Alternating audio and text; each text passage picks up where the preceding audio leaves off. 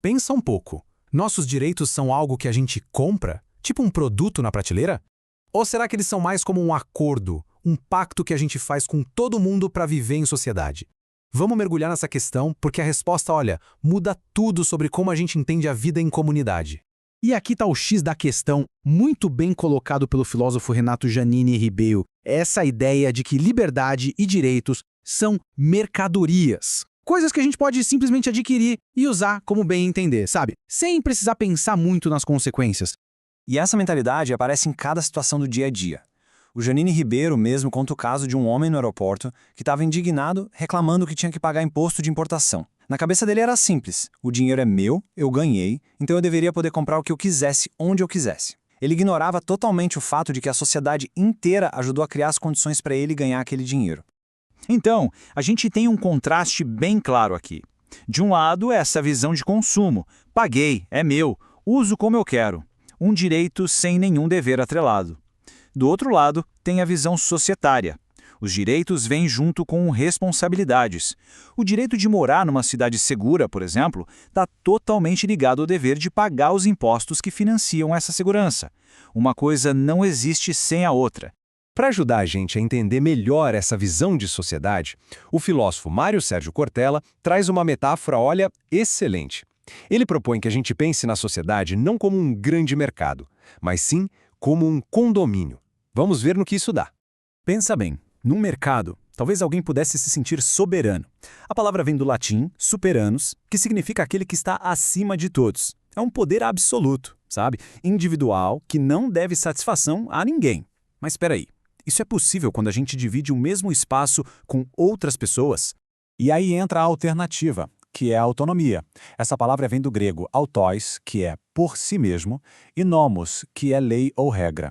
Autonomia não é fazer o que der na telha, é ter as suas próprias regras sim, mas dentro de um conjunto de leis que todo mundo compartilha.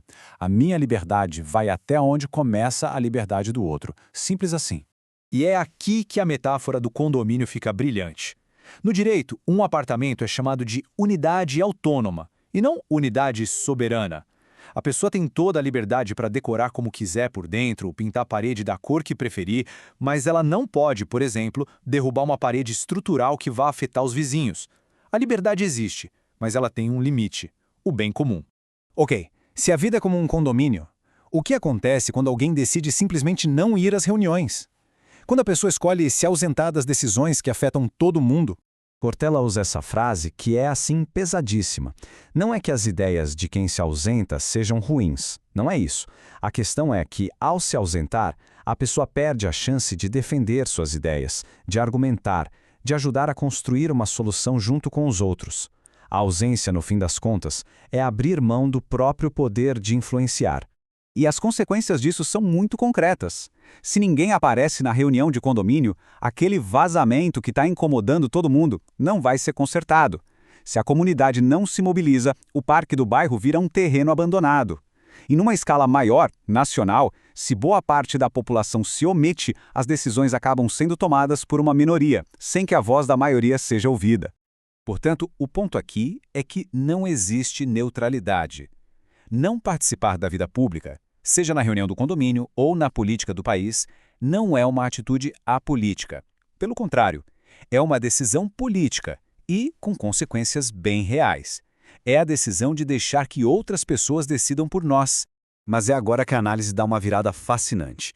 O Giannini Ribeiro, ele concorda com tudo isso, mas ele adiciona uma camada de complexidade. E se essa ausência toda não for só por desinteresse, mas por puro esgotamento? Essa pergunta muda a perspectiva. E se o motivo de não ir na reunião de condomínio for um cansaço profundo? Uma exaustão com o próprio processo de ter que decidir as coisas em conjunto? E não parece ser um sentimento isolado, sabe? Pelo contrário, parece um fenômeno mundial, uma espécie de fadiga cívica, que se manifesta de várias formas. Por exemplo, a percepção constante de corrupção nos governos, nas instituições, isso drena a energia das pessoas. Vem também o desencanto, aquela perda de esperança, sabe? O sentimento de que não importa o que a gente faça, no fundo, nada vai mudar de verdade.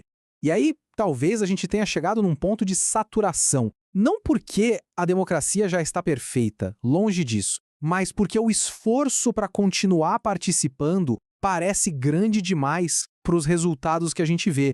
E aqui está o grande paradoxo, a parte que mais preocupa nisso tudo. O cansaço está chegando antes da gente concluir o projeto. É como se a gente desistisse de uma maratona na metade do caminho, não por falta de vontade de chegar no final, mas por pura exaustão com o percurso. O que nos deixa com uma pergunta final, e bem provocadora. Será que esse cansaço todo é temporário? Uma fase que a gente pode superar com novas ideias, com uma nova energia? Ou será que a política, do jeito que a gente conhece, já cumpriu sua missão histórica e agora estamos entrando em algo completamente novo? A reflexão fica em aberto.